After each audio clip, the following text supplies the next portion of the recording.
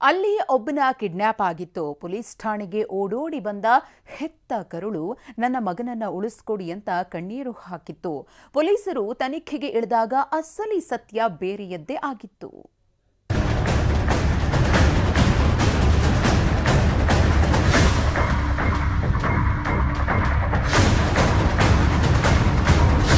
ದುಡಿದು ತಿನ್ನೋ ವಯಸ್ಸು, ತಲೆಯಲ್ಲಿ ಬುದ್ಧಿ ಇತ್ತು, ಮೈ ಬಗ್ಗಿಸಿ ದುಡಿದಿದ್ರೆ ಒಳ್ಳೆ ಸಂಪಾದನೆ ಮಾಡಬಹುದಿತ್ತು. ಆದ್ರೆ ಬೇಸಿ ರಕ್ತದ ಹುಡುಗರು ಹಿಡಿದಿದ್ದು ಮಾತ್ರ ಅಡ್ಡದಾರಿ.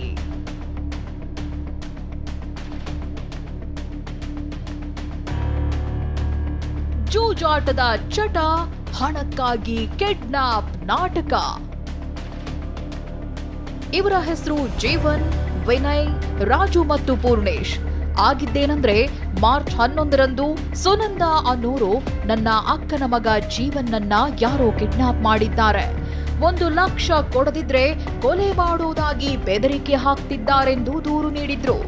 ತಕ್ಷಣವೇ ಅಲರ್ಟ್ ಆದ ಬೊಮ್ಮನಹಳ್ಳಿ ಪೊಲೀಸರು 4.5 ಗಂಟೆಯಲ್ಲಿ ಆರೋಪಿಗಳ ಹೆಡೆಮುರಿ ಕಟ್ಟಿದ್ರು.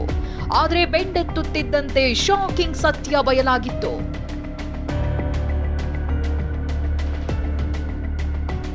ಅಸಲಿಗೆ ಇದು ಕಿಡ್ನಾಪ್ ಅಲ್ಲವೇ ಅಲ್ಲ, ಹಣಕ್ಕಾಗಿ ಆರೋಪಿ ಮಾಡಿದ್ದ ಪ್ಲಾನ್. ಖಾಸಗಿ ಕಾಲೇಜ್ನಲ್ಲಿ ಕೆಲಸ ಮಾಡ್ತಿದ್ದ ಜೀವನ್ ಆನ್ಲೈನ್ ಗೇಮ್ಗಳಿಂದ ಹಣ ಕಳ್ಕೊಂಡಿದ್ದ.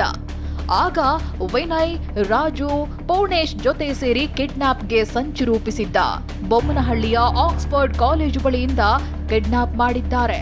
ಹಲ್ಲೆ ಮಾಡಿದ್ದಾರೆಂದು ತಲೆಗೆ ಟೊಮ್ಯಾಟೊ ಸಾಸ್ ಹಾಕಿದ್ದ ಫೋಟೋ ಕಳಿಸಿದ್ದ. ಹೆದರಿದ್ದ ಪೋಷಕರು 20,000 ಹಣ ಗೂಗಲ್ ಪೇ ಮಾಡಿದ್ರು. ಬಳಿಕ ಪೊಲೀಸರು ಆರೋಪಿಗಳನ್ನ ಭೇಟಿಯಾಡ್ತಿದ್ದಂತೆ ಸತ್ಯ ಬಯಲಾಗಿದೆ.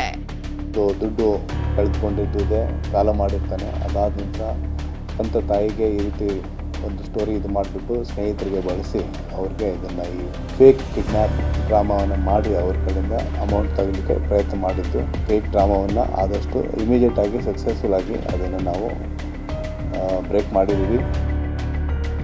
ಮಕ್ಕಳೆಂದ್ರೆ ಹೆತ್ತವರು ಯಾವ ತ್ಯಾಗಕ್ಕೂ ಸಿದ್ಧರಿರ್ತಾರೆ. ಅದನ್ನೇ ಬಂಡವಾಳ ಮಾಡಿಕೊಂಡ ಪಾಪಿ ಮಗ ದುಷ್ಟತನ ತೋರಿದ್ದು ನಿಜಕ್ಕೂ ವಿಪರ್ಯಾಸ.